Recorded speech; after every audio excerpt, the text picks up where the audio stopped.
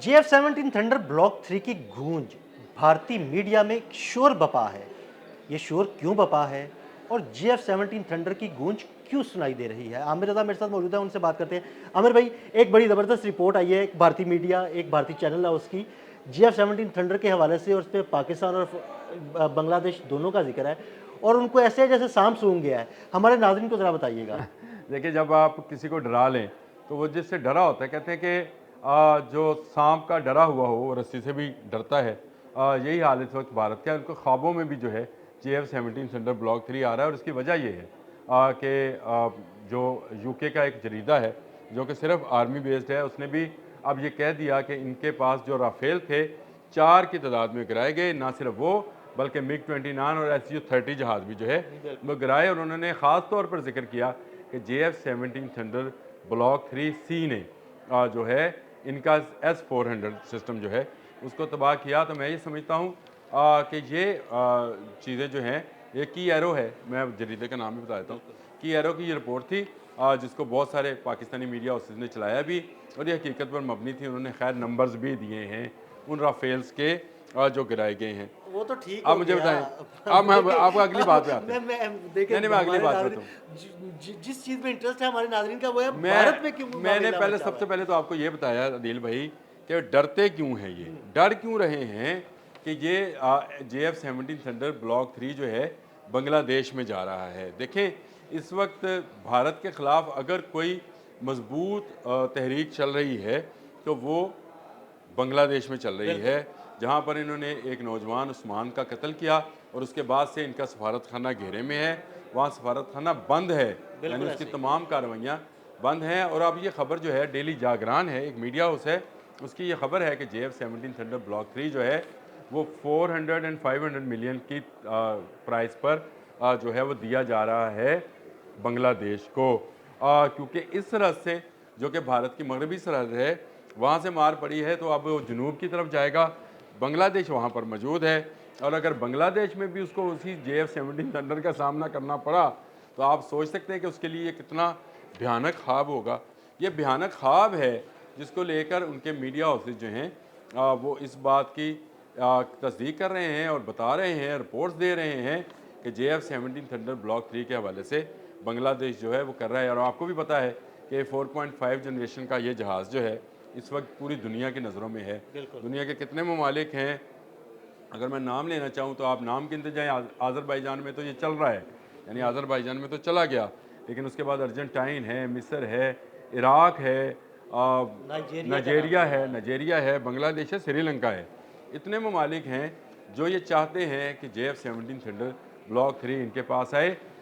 बांग्लादेश के जो air chief हैं, जो आर्मी चीफ हैं, वो जब पाकिस्तान आए थे तो उन्होंने ज़हीर अहमद बाबर साहब से मुलाकात भी की थी, जो पाकिस्तान के एयर चीफ हैं, इनसे मुलाकात भी की थी। उसका भी उन्होंने हवाला दिया है बिल्कुल। और ये कहा है कि पाकिस्तान के साथ, ये एयर चीफ के साथ मुलाकात सिर्फ इसलिए थी कि JF-17 थंडर ब्लॉक 3 जो है उसको ख़रीदा जाए। बहुत सारी खबरें आ रही थी, कभी कहा जा रहा था कि J-10C ख़रीदा जा रहा है, कभी कहा जा रहा था कि शायद टाइफून जो है यूरोपियन त्यारा वो ख़रीदा जा रहा है। लेकिन JF-17 थंडर ब्लॉक 3 के हवाले से जो खबर है उसकी अभी तक बांग्लादेश के सरकारी हकाम की तरफ से कोई तरदीद नहीं आई कि हम नहीं ख़रीद रहे। देखिए, ये जो बिल्कुल। तरदीद का ना आना होता है, ये बैनुल कौमी सतह पर एक तस्दीक की जो है अलामत समझा जाता है। जी, आप कुछ बिल्कुल, मैं ये कह रहा था कि देखिए, तस्दीक या तरदीद आई या नहीं आई वो एक अलग बात है।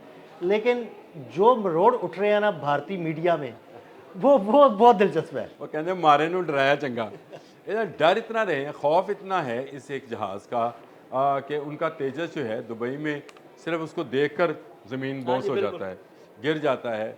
और उसका तेजस जो है उसकी हवाइयाँ उड़ी हुई थी दुबई में, हालांकि सिर्फ JF-17 थंडर ब्लॉक 3 उस वक्त सिर्फ लैंड था वहाँ पे, बिल्कुल। उड़ नहीं रहा था हवा में। तो आप अंदाज़ा कर सकते हैं कि जब आपको मार पड़ती है तो आपका आपका आपको हर चीज़ से जो है खौफ आता है। मैं आपको एक बात बताऊँ, JF-17 थंडर ब्लॉक 3 एक तो पाकिस्तान की प्रोडक्ट है, दूसरा इसमें PL-15 मिसाइल है जिसकी रेंज जो है इतनी है कि भारत का कोई जहाज़ इसका मुकाबला नहीं कर सकता है।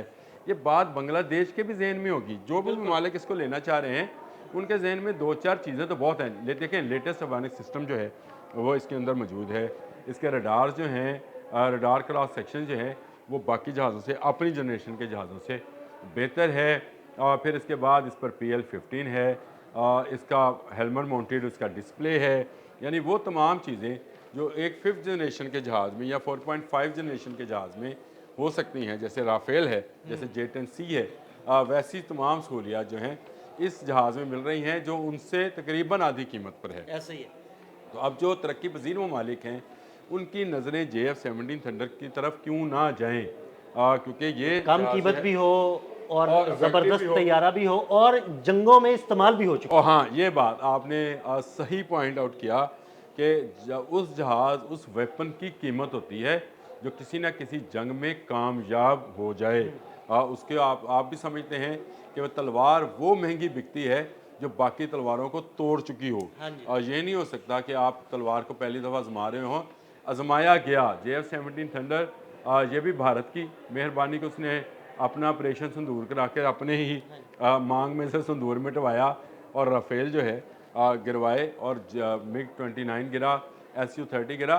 तो ये सारे कारनामे जो है S-400 उनका तबाह हुआ।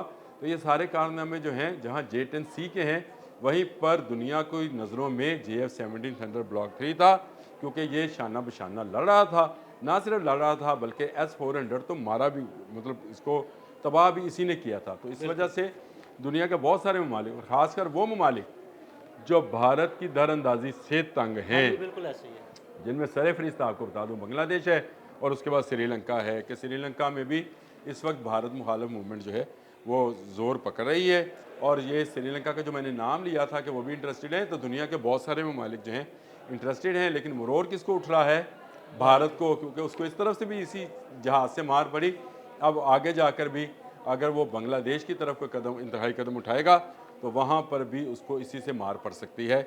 इसी बात को लेकर डेली जगरान वाले जो हैं, वो खतून जो हैं वो खप डाल रही हैं कि पाकिस्तान का जो है वो मुआहदा हो रहा है। लेकिन बंगाली चैनल्स भी इस पर बात कर रहे हैं। JF-17 थंडर में वो भी दिलचस्पी रखते हैं, और दिलचस्पी की वजह वही जंग मई है, हाँ जी। जिसमें इसको, इस जहाज़ को अपनी सलाहियत दिखाने का मौका मिला।